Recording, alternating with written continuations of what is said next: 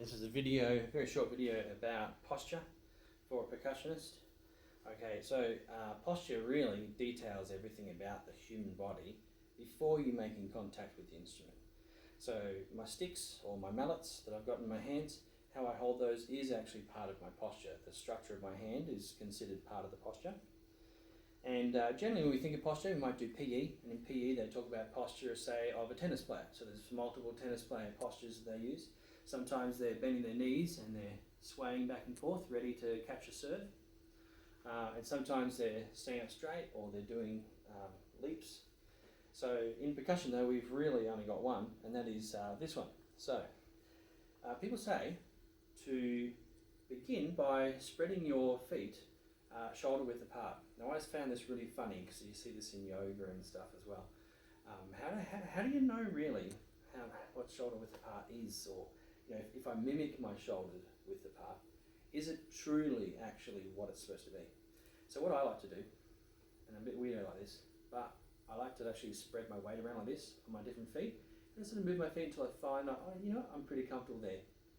It's a bit weird, but that way I know I really am spreading my weight out evenly, which is what the whole thing about having a shoulder width apart actually is.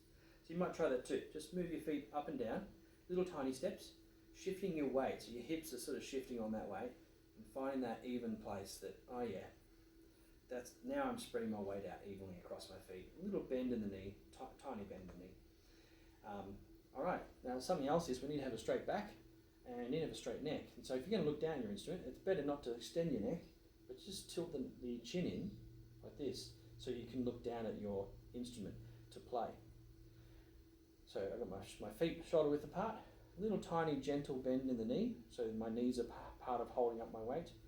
My hips actually are going to be turned in a little bit, so I'm using the abdomen muscles here to hold my back straight, and my chin is tucked in slightly. That's like a perfect posture, okay?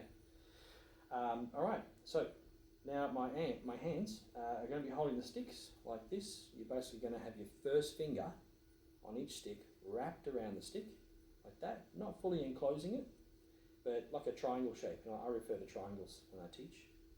And then your thumb is pinching on the other side. And so this is the fulcrum, the grip, or the axis. I call it the axis because the physics of that. This is an axis where it's being held, there's a weight here, and there's movement in the stick. Notice how there's a bit of a stick on the end, a bit of the mallet, and so that's what we want our mallet to be, and our drumstick as well. You want it to be a little bit of it coming out of the back there. We don't want to be holding right down. It's about a third of the way up, but you might find a different balancing point. It's somewhere between a third and under halfway where you find a decent balancing point. And that's not to say an even balancing point. An even balancing point is further up stick like this because the weight there. It's actually a balancing point where you feel you can throw the stick into the plane of the movement and it would bounce back. If I hold it too far back, that front is very hard to control. If I hold it too far forward, it's choking the balance where it won't bounce back. My hand actually stops that bouncing back. So here's a good spot. Yeah, it's around about 2/5 the way up.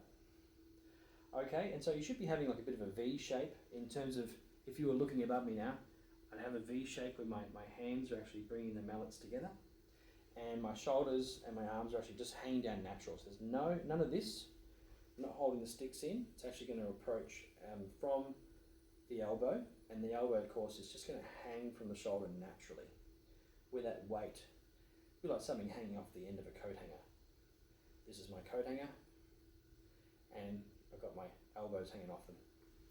Alright, so then I'm ready to start playing notes once I've got myself in this posture.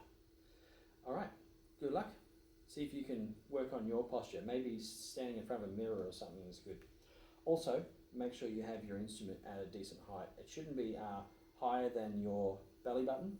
Don't want to have it any higher than that because that's typically where your elbow is, and definitely don't want to go above your elbow because you'll get bad sounds like that. Also, it can't be too low. If it's too low, then you can't get the right stroking technique. Okay, good luck.